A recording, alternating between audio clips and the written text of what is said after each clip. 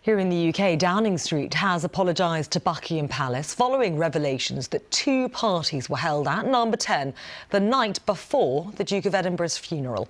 A spokesman for Boris Johnson has said that it was deeply regrettable that the events took place at a time of national mourning. COVID rules at the time banned indoor mixing, but reports suggest there was drinking and dancing until the early hours. The Prime Minister wasn't at the parties, but the latest disclosures, which the Daily Telegraph reported, have amplified calls for his resignation. Our political correspondent Nick Eardley has the latest. The 17th of April last year, one of the defining pictures of the pandemic. The Queen sitting alone at the funeral of the Duke of Edinburgh. The night before, in here, staff held leaving dues, despite people being banned from social mixing indoors. According to the Daily Telegraph, there was music and dancing. Someone was sent to a local shop with a suitcase to stock up on alcohol. Downing Street hasn't denied the specific claims. When I heard about this, I was, of course, very, very concerned, and I understand that people across the country are angry about what has happened. Earlier this week, the Prime Minister did apologise for mistakes that have been made. Obviously, if you're a rule maker, you can't be a rule breaker. Of course that is correct, but we need to let this investigation run. This morning, Downing Street apologised to Buckingham Palace. The Prime Minister's spokesman said it was deeply regrettable that this had taken place at a time of national mourning ahead of Prince Philip's funeral. One of the events was a leaving do for this man, James Slack, Boris Johnson's former communications chief. He said in a statement this morning, "I wish to apologise unreservedly for the anger and hurt caused. This event should not have happened at the time that it did. I am deeply sorry and take full responsibility."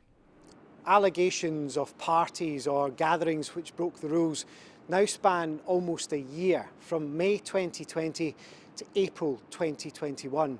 And that's led to suggestions that these weren't isolated incidents, but part of a cultural problem in Boris Johnson's Downing Street.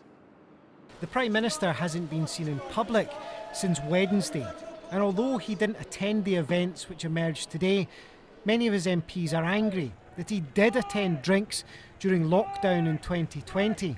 5 have now called for him to quit. Part of the key elements of leadership is that you don't ask people you're asking to follow you to make sacrifices and suffer privations that you're not willing to bear yourself, and clearly that has not been the case. The fact is, they have been having parties throughout because in the end, they thought that the laws that they were putting together were not laws that applied to them. The revelations about what went on here keep coming, piling even more pressure on Downing Street's most senior occupant. Nick Eardley, BBC News, Westminster. Well, we can talk live now to our political correspondent Rob Watson, who's following developments for us. Rob, how significant are these latest revelations from the Telegraph in the midst of all of this Partygate, that these two parties happened the night before Prince Philip's funeral? Admittedly, Boris Johnson himself wasn't there, but how damaging is this detail?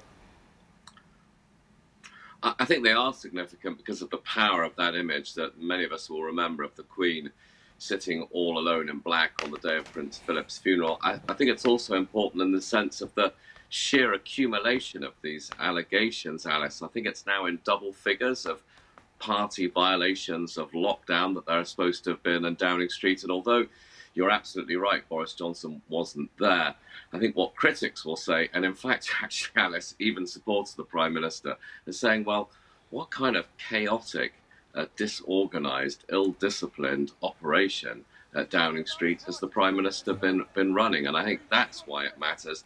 And because it adds to that sort of air of growing, I think one would call it sort of ridicule and mockery surrounding the Prime Minister and the Downing Street operation. And of course, Rob, it's no surprise that the clamour for Boris Johnson's resignation has only amplified on the other side of the House within Labour's ranks. But What is the mood at the moment within the Conservatives? Pollsters, both within Number 10 and outside, will surely be looking now at the figures and thinking, is Boris Johnson still the electoral winner that we thought he was? I think you framed it very nicely. In British politics, the people you need to worry about are the people sitting next to you on the benches and not the people opposite. And the other reason why, of course, that all of that matters is it's the Conservative Party, Conservative MPs who get to decide whether Boris Johnson stays, not at this point the Labour Party. The mood in the Conservative Party, well, I guess one would sum it up, Alice, as fluid. I mean, lots of people are really, really cross with Boris Johnson. But I suppose where there's a slight divide is some who think that his position is recoverable, some who think that it's recoverable, but it'll be permanently damaged, and another group of Conservatives who think, you know what, this has just got to stop. And the question for them is just when to get rid of him. But as I say, the situation is fluid. MPs change their minds. Anything could happen, I think, in the next 10 days or so. It is a bit of a waiting game, isn't it? On both sides of the House, everyone is waiting for this Sue Gray report. Can you just remind our viewers what that is and why it's important? Well, Boris Johnson has made this into an amazing moment as a sort of tactic to save time. Sue Gray is a government official, so she's not a politician, she's a bureaucrat, I guess you would call her, who was appointed by the Prime Minister to have a look at all these allegations of parties under her watch. Now, she will report in the next 7 to 10 days, and I think the Prime Minister is just hoping upon hope that maybe when people see her report, it'll take some of the sting out of it. They'll see, oh, well, this and the other happened, but that she won't actually say, look, he should leave Downing Street by next Friday. But, I mean, who knows? I mean, it's going to be a difficult 10 days. Can he even survive until that report comes out? OK, we're going to have to leave it there. We'll have to wait and see. Rob Watson, many, many thanks.